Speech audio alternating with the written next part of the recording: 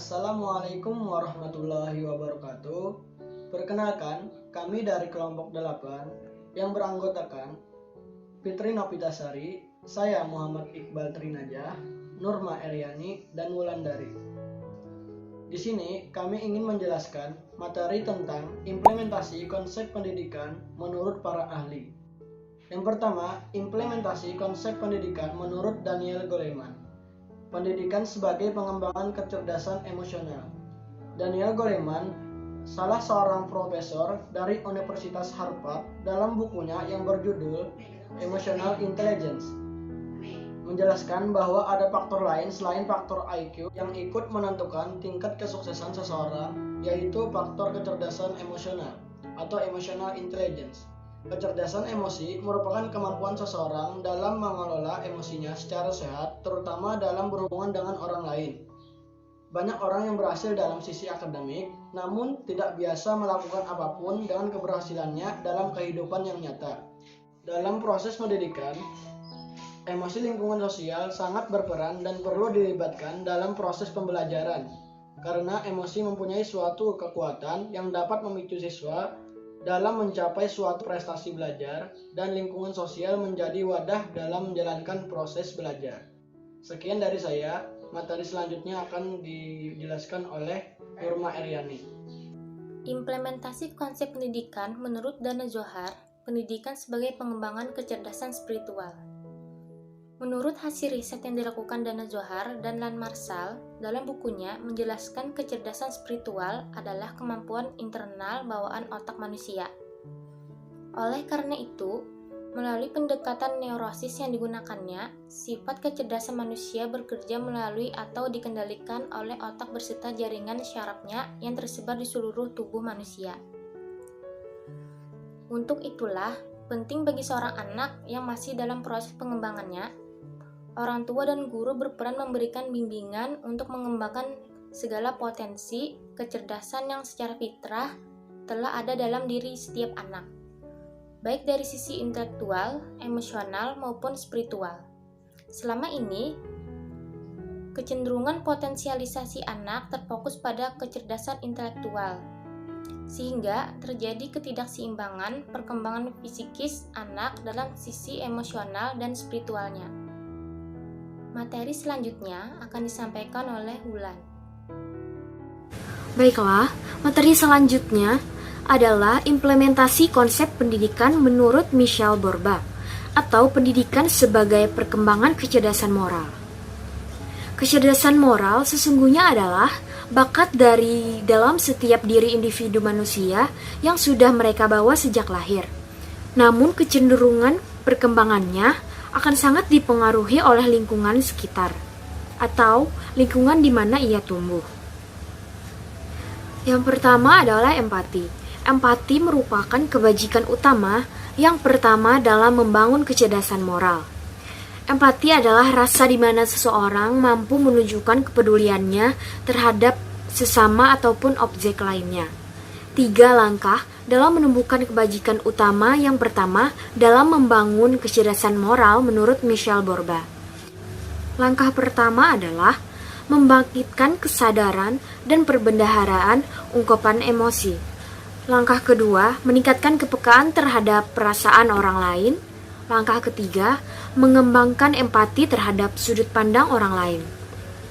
Selanjutnya adalah hati nurani.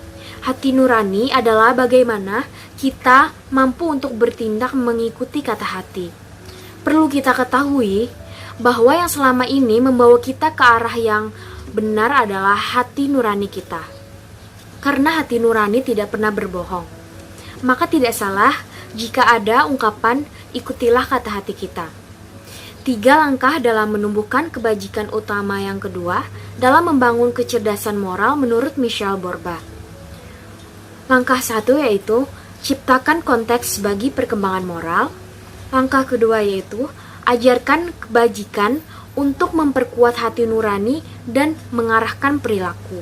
Langkah ketiga, gunakan disiplin moral untuk membantu anak belajar membedakan antara yang benar dan yang salah. Selanjutnya adalah kontrol diri.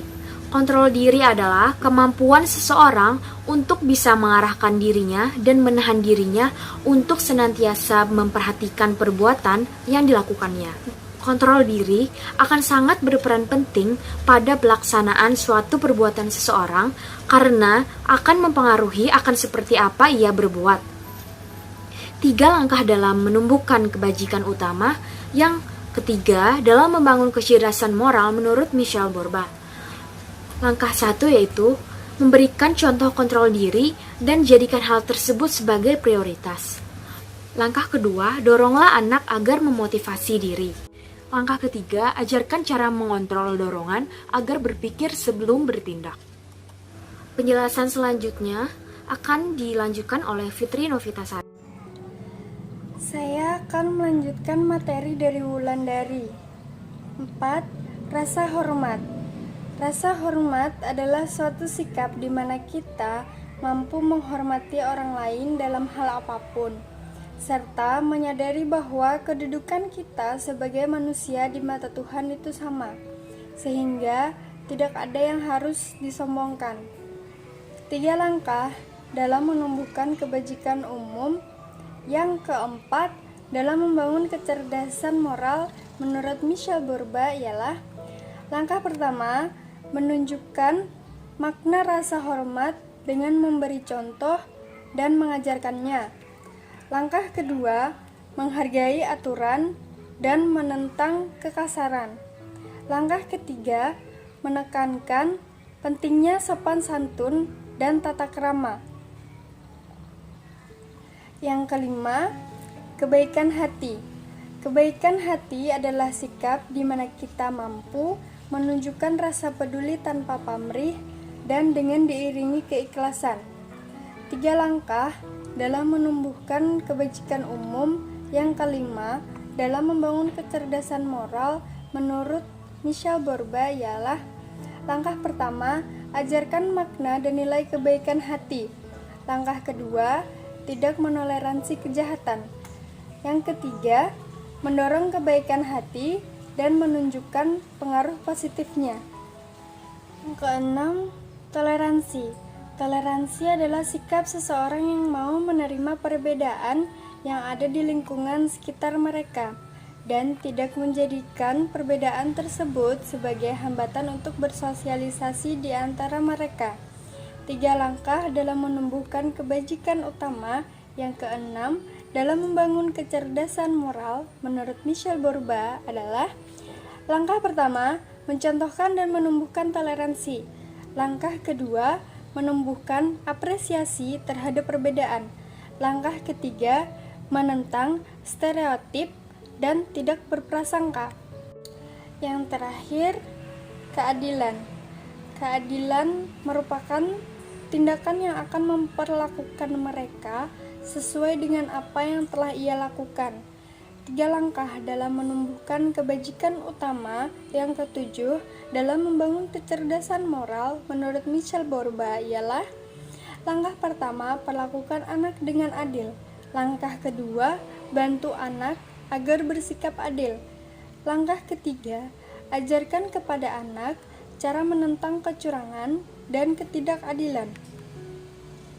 Baiklah, karena semua materi sudah disampaikan mengenai implementasi konsep pendidikan menurut para ahli, maka saya akan menyampaikan kesimpulan dari materi yang sudah disampaikan.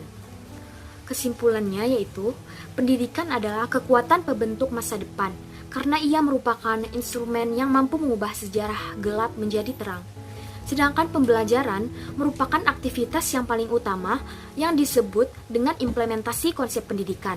Ini berarti bahwa keberhasilan pencapaian tujuan pendidikan banyak tergantung pada bagaimana proses pembelajaran sebagai implementasi pendidikan dapat berlangsung secara efektif.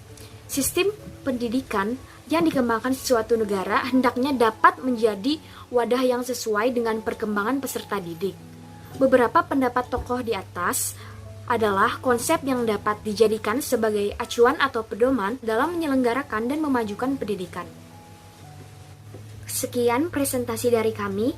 Semoga penjelasan tadi bisa bermanfaat bagi kita semua. Saya mewakili teman-teman, mohon maaf apabila ada salah kata dan kekurangan lainnya. Wassalamualaikum warahmatullahi wabarakatuh.